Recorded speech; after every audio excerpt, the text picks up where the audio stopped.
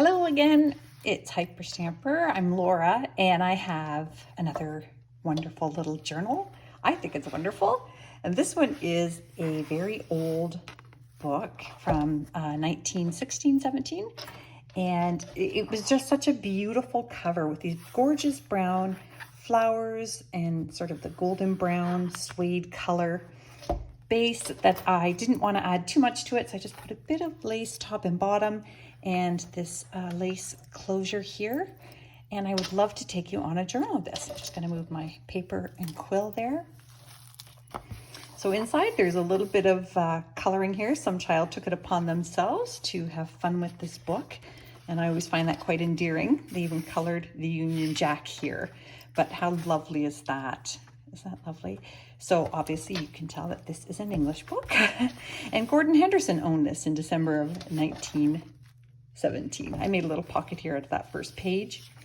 And there's one of my wonderful Watchman's Guard clock dials there. And I can give you history on that if you ever want more history. And this is a lovely little page from an English wildflower book. And that one is, I tea-dyed it. It was a bit too white for my liking, but I wanted to look as old as it was.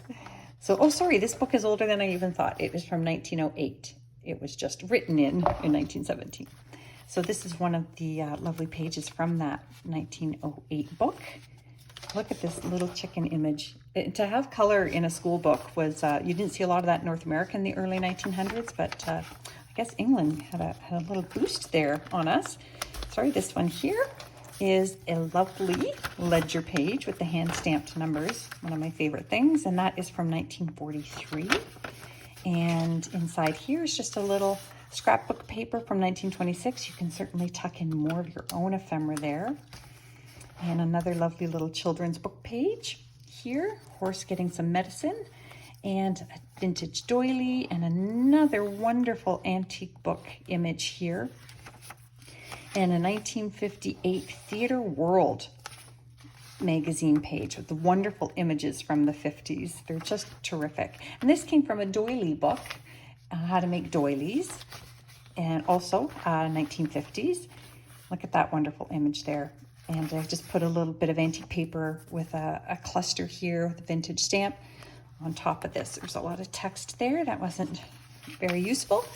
And another little thing from that doily page.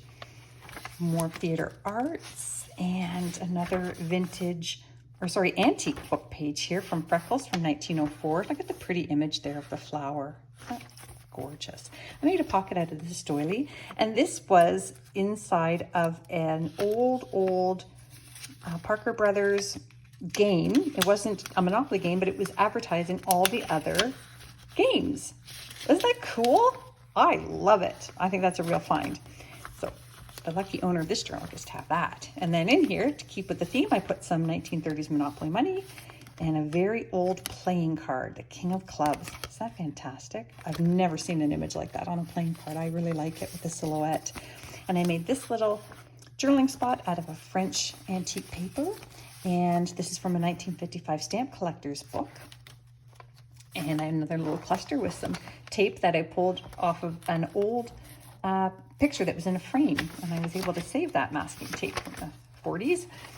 Then I've got another one of those wonderful American road map pages that I've cut down. This one is Minnesota, and this is from 1003 Household Hints, which some of these are just hilarious, and some of them are true to today. And look at this really pretty Renaissance art from 1930s page with these gorgeous images. And that was from a book called University of Knowledge, and that volume was about Renaissance art. And these bunny images from this children's book. How sweet are these? They're just adorable. Bunnies are one of the biggest requests I get, bunnies and deers. And another one of those Renaissance art pages, and more of that flip side of the household hints and the map. Another wonderful little cluster here, and some hand-stamped tea-dyed pages. They're the only things that aren't authentically antique or vintage, are the ones I tea-dyed.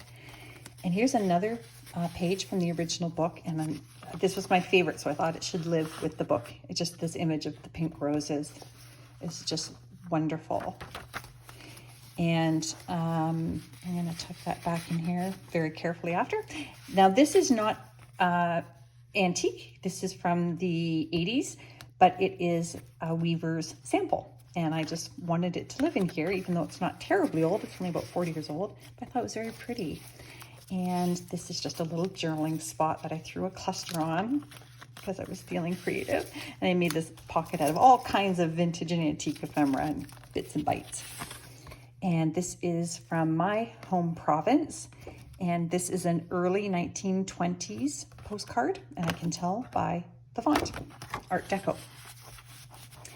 Very cool. And this is an antique book about all dog stories, which is just awesome. 1950s Betty Crocker tab from her cookbook on the vegetables section. And this 1930s photograph of this lovely little family. It looks like maybe a grandma, a mom, and a daughter. And it's on the original photo album paper. This little bird image here is from the 1930s. And a 1950s bingo card. And another vintage stamp, a little bit of hand stamping here I did. Another wonderful antique book image. Another, aw, sorry, that is pretty cute. Look at his ears back. He's done something bad. And, oh, this is also from the original book.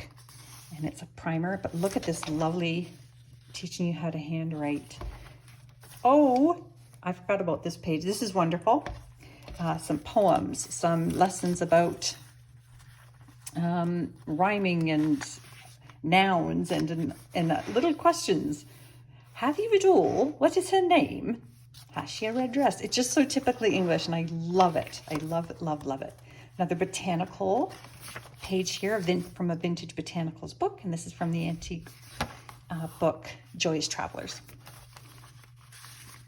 And this is from the 1800s. This is Demarest's magazine. It's a ladies' magazine, and the images in here are just spectacular. I love them, and I have hardly any left. So this one gets to live with you if you own this journal someday. And again, this is just a journaling tag I made.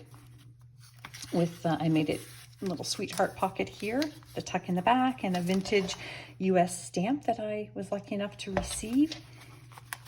And another one of these wonderful ledger pages. This one's from 1946, and that's a double page there. And this is also from the original book.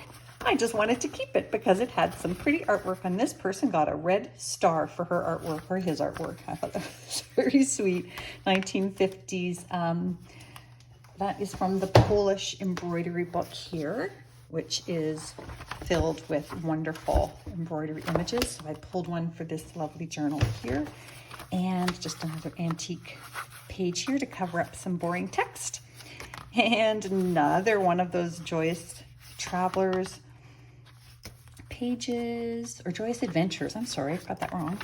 And that brings us to the end. So if you love this one as much as I do, it's going to be on Etsy momentarily, etsy.com/shop/hyperstamper. And if you subscribe, you'll see these before they go on Etsy. It gives you a chance to get to them first. I hope you see me again. Bye.